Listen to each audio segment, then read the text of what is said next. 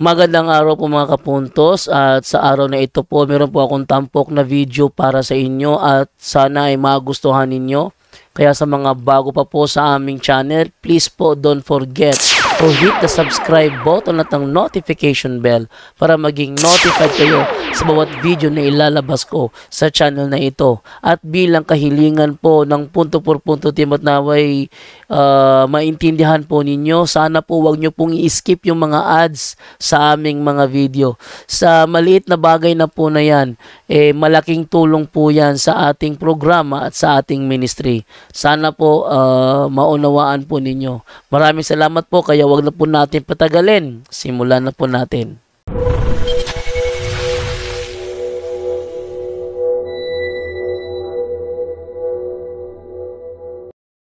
Dako tayo sa second cross ng ating negative. Brother Junri ng Catholic, your time start now. Yes, maraming salamat Mr. Moderator. Sige, klaruhin natin ito ng maayos, Pastor Eric.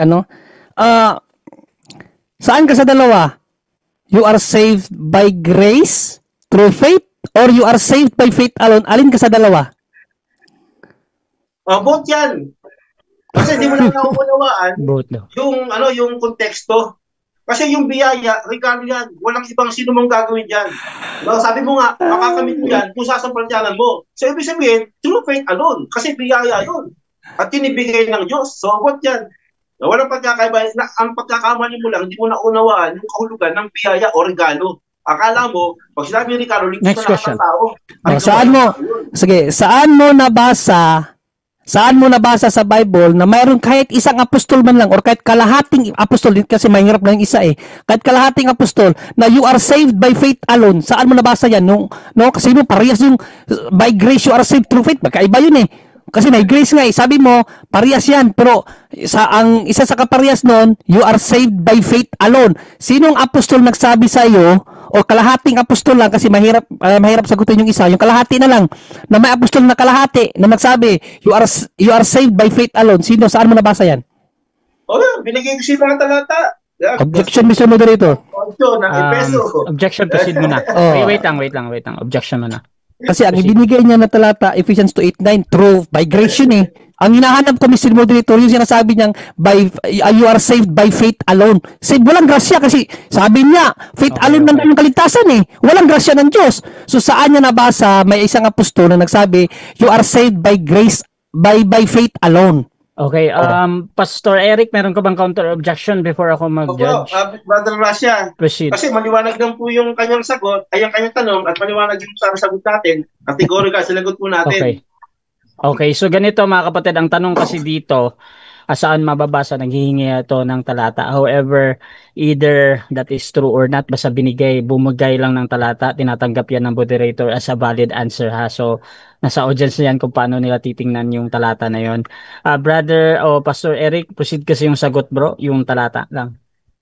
Opo, 2:8 ng Efeso, 9 sa Roman 4:3-5, no, sa First Peter 1:9, at sa ang dami yung talata 3:16 ng Juan.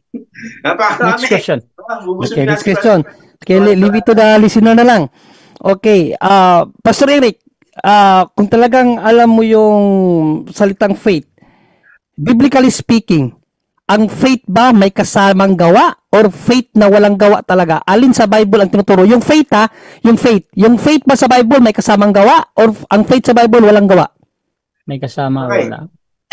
Ang faith sa Bible may kasamang gawa kasi naligtas na. Maliwanag yung Efeso 2:8 Gs hanggang Gs. Diba? Sabi ni Pablo, sa biyaya kayo naligtas sa pamamagitan ng pananampalataya, hindi sa pamamagitan ng inyong gawa. Kundi kayo gawa niya mula nung una upang siyang lakaran ninyo. So, ligtas ka na sa kakagawa. Maraming salamat dahil sa Bible pala, ang pananampalataya ay may gawa. So, ibig mo bang sabihin, walang faith alone sa Bible? Meron. Kasi meron pagkakaunawa mo. Pag sinabing kaligtasan, pag-aaning ka na, faith alone yun. Ang liwanag ng 2:8 kasi. Kaya lang, nung na-faith alone ka na, no, naligtas ka na sa pamamagitan ng pananampalataya na inamin mo sa pananampalataya ka naligtas, hindi sa gawa, saka ka ngayong gagawa kasi yung tinatawag na fruit of faith. Yan, yung Next evidence question. na faith yung mabubuting Okay. gawa. Kaya hindi nyo alam. Okay, next question. Sabi mo, ang pananampalataya sa Bible, may kasamang gawa yan, ha? Pero sabi mo naman ngayon, ang pananampalataya ay faith alone lang.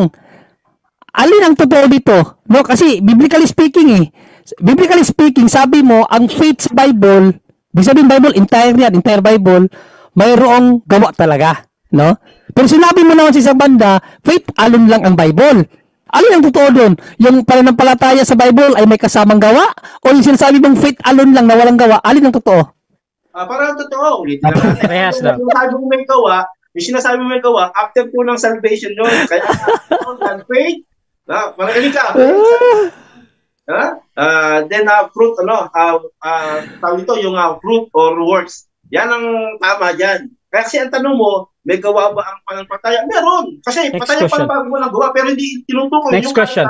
Next question. Ginamit mo ang Romans 3, no, si Father Abraham. Okay. Sa paanong naging ganap ang pananampalataya ni Father Abraham? Sa paano naging ganap ang kanyang pananampalataya?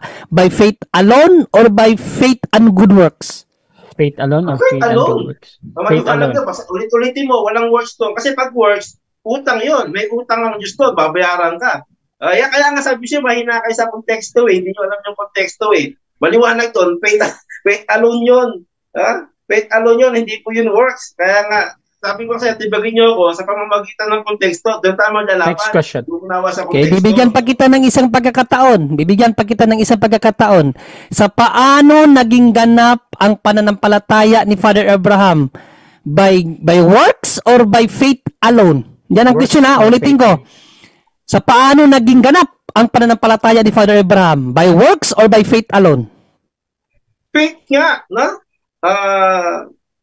So justification before God, faith yan. Objection sa moderator. Wait lang, objection. Proceed, negative. Ang question is, by works or by faith alone? Okay, pagpipilian dito, works or faith alone. Pastor Eric, pipili ka ba or mag-counter object ka muna? Ako, Brother Rasha, pinili ko na nga, faith nga po eh.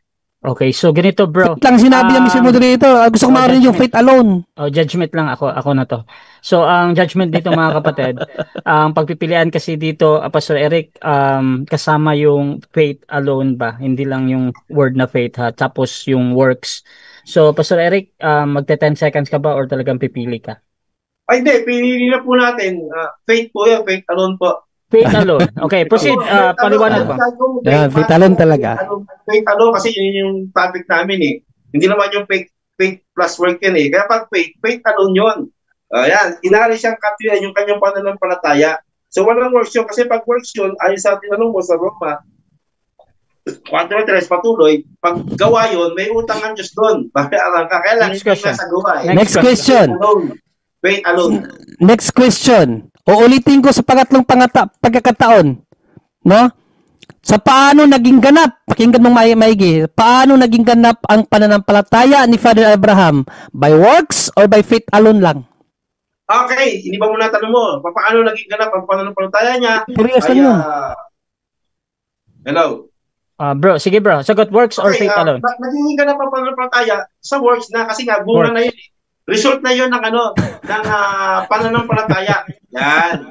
Resulta na. Pero inaring ganap siya sa pamamagitan ng pananampalataya. Objection, Mr. Moderator, objection.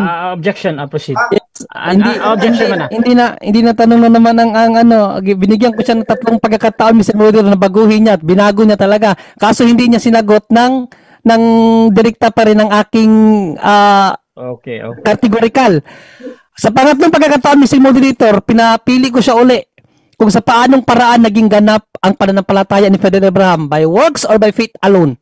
Okay, so dito nag-object yung ating negative dahil gusto niya parang yung unang lalabas sa bibig mo, Pastor, ay yung faith or yung faith alone or yung works. Good works. Pastor Eric, meron ka ba ang counter objection or mamimili ka na? Kasi nag-iba yung tanong niya eh. Oy, di nag-iba, yun lang. Okay. Nag-iba yung tanong niya sa aking pakinig. No? Okay, so sinagutan po natin, sinagot natin brother na siya ng categorical yan. Okay, so ganito. So yung pagkakaiba or hindi pagkakaiba, nasa audience naman yan kung talagang naiba, pero tinituring ko pa din yun as a valid question ha, yung previous na question. Ang importante lang sa akin yung pagpipilian ng talaga, faith alone or works. Pastor Eric, anong pinipili mo dito kung pipili ka? Opo, faith nga po, na faith alone po si Abraham. Faith alone, proceed. Inaring katwiran po yung kanyang pananampalataya. Wala pong gawa. Kaya nang tinatanong niya sa akin ngayon, sa pamamagitan naman ng gawa, yun ang tinatawag na na justification before man. Kasi magkaiba yan hindi niya maunawaan talaga yun. Inaaring galap naman siya sa pamamagitan ng gawa. Kahit sino sa atin, sa pamamagitan ng gawa. Next question. Next question. Mas next question kasi pinaparatangan ako si moderator, malinaw yan sa mga nakikinig. Parehas lang yung aking tanong, wala akong binago. Pastor Eric, makinig ka. Pang-apat na pagkakataon, uulitin ko yung tanong, same question. Wala akong binago, parehas lang. Bibigyan kita ng isa pang pagkakataon bago ako mag-shift ng tanong. Sa paano naging ganap ang pananampalataya ni Father Abraham? By works or by faith alone? Alin sa dalawa? Works or faith alone? Yan, nag-iwan. Faith na yan. Faith. Kasi paulit-ulit ka ng tanong, sinasabi ko kanina, faith alone si Abraham. Inaring katuwiran yung kanyang pananampalataya. Ngayon, yung justification before man naman, yun yung gawa naman ni Abraham. Gawa ng mga tao, iba naman yun. Kaya kasabi siya, di mo umuunawaan yan yung faith, gumagawa yan, yun yung resulta ng pananampalataya mo. Yun, yung bunga ng faith mo. Next question. Maraming salamat. Alright, pang-apat na talaga yun, 4 na beses mong sinabi, faith alone, sa faith alone naging ganap ang pananampalataya ni Father Abraham. Kaapat mo sinabi yan. Kaya sinuguro ko para talagang... Time. 10 minutes time. Okay, so dyan nagtatapos mga kapatid ang ating second cross.